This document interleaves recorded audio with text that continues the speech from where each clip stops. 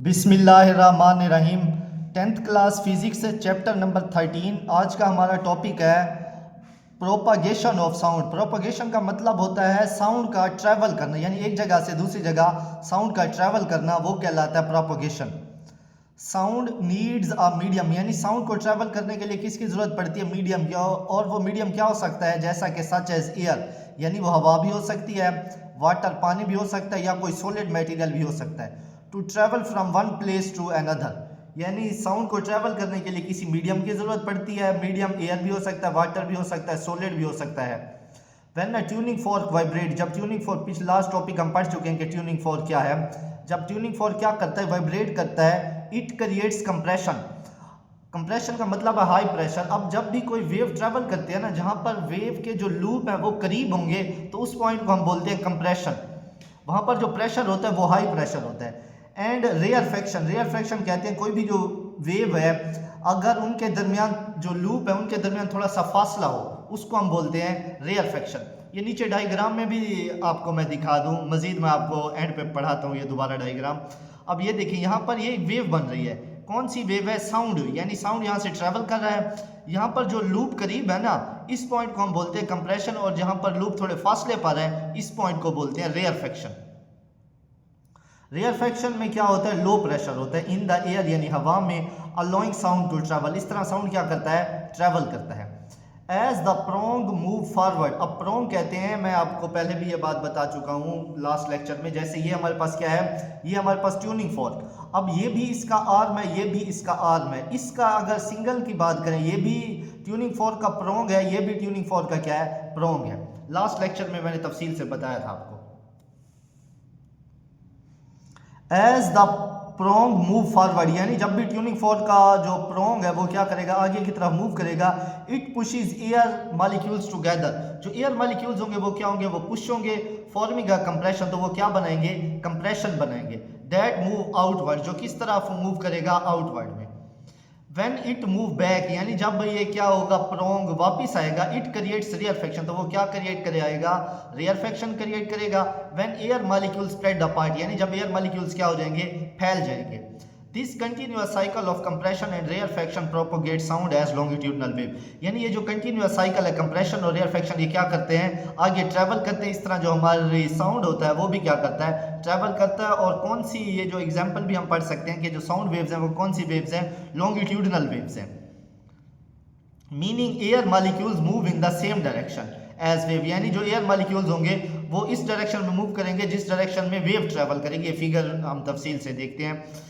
The wavelength of a sound wave is the distance between two consecutive compression and rarefaction। ये short question आपसे पूछा जा सकता है कि wavelength of sound क्या है, तो आप ये इसका आंसर लगाएंगे। अगर ये ऊपर मजीद कंप्लीट टॉपिक पूछा जाए तो फिर आप सारा लिखेंगे।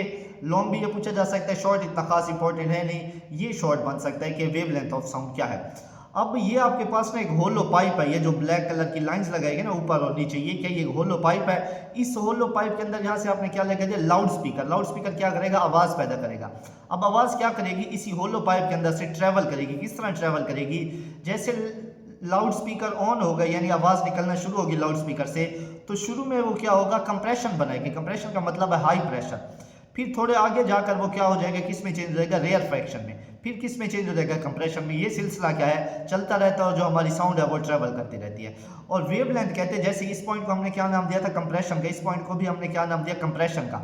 अब एक कंप्रेशन से दूसरे कंप्रेशन तक जितना भी फासला है वो कहलाता है वेवलेंथ। जैसे ये क्या है? ये पॉइंट भी रेयरफेक्शन है, ये पॉइंट भी क्या है? ये भी रेयरफेक्शन। अब इस पॉइंट से इस पॉइंट तक का जो फासला है वो क्या कहलाता है? वो भी वेवलेंथ कहलाता है। नीचे वाले डायग्राम भी सेम है, कोई खास डिफरेंस है नहीं।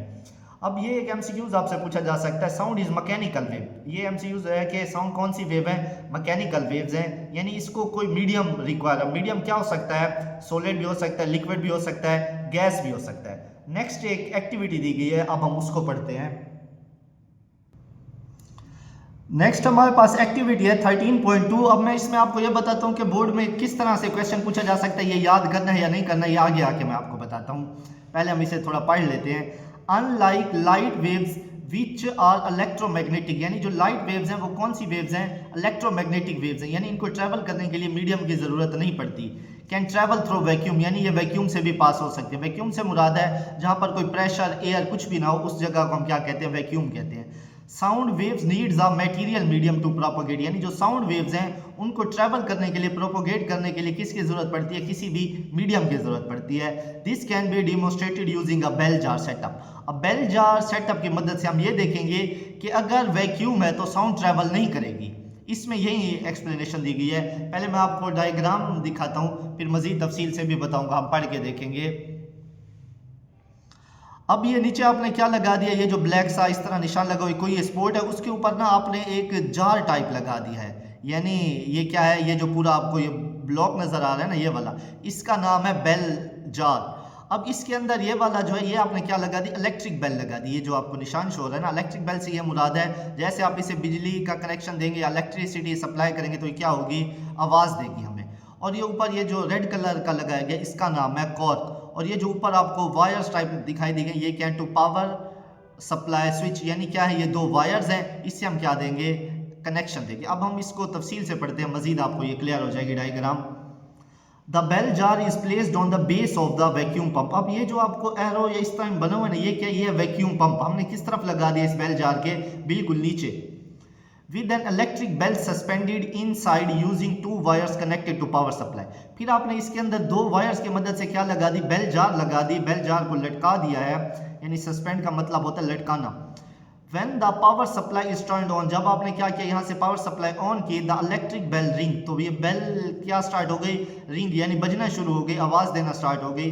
And we can hear the sound, तो हमने क्या किया, आवाज़ भी सुनी, यानी हमें भी फील हुआ कि इसने क्या दिया है, बेल जार ने आवाज़ दी है। Next, air is pumped out of the jar using the vacuum pump. फिर आपने नीचे क्या लगा दिया, वैक्यूम पंप लगा दिया। जब इसके अंदर एयर था, तो एयर थी, तो हमने क्या देखा कि इसके अंदर जैसे आपने इलेक्ट्रिक सप्लाई दी तो बेल क्या बजना शुरू हो गई, यानी आवाज़ आना स्टार्ट हो गई। फिर आप क्या करते हैं, वैक्यूम पंप की मदद से आप क्या करते हैं, इसके अंदर जो भी गैस है, एयर है, उसको बाहर निकाल देते हैं। As the air is removed, यानी आपने क्या कर दिया, एयर को रिमूव कर दिया, बाहर निकाल दिया पंप की मदद से। The sound of bell become weaker and eventually fades, यानी फिर जब आपने इलेक्ट्रिक सप्लाई को ऑन किया तो यानी इलेक्ट्रिक सप्लाई दी से, तो जो आवाज़ थी वो क्या हो गई, मध्यम हो गई और हमें सुनाई नहीं दी, यानी आवाज़ जो थी वो बहुत वीक हो गई। इवन थो द बेल कंटिन्यूअस रिंगिंग, हालांकि बेल बज रही है, हमने इलेक्ट्रिसिटी भी दी हुई है, जब हमने एयर यहाँ से बाहर निकाल दी तो आवाज़ आना बंद हो गई है। व्हेन एयर इज री इंट्रोड्यूस्ड इनटू द जार, यानी फिर आप क्या करते हैं, दोबारा से आप एयर फिल कर देते हैं इस जार के अंदर। The sound becomes edible again, तो दोबारा से आवाज़ हमें क्या देती है, सुनाई होना स्टार्ट हो जाती है, जब हमने क्या किया, दोबारा इसके अंदर एयर फिल कर दी।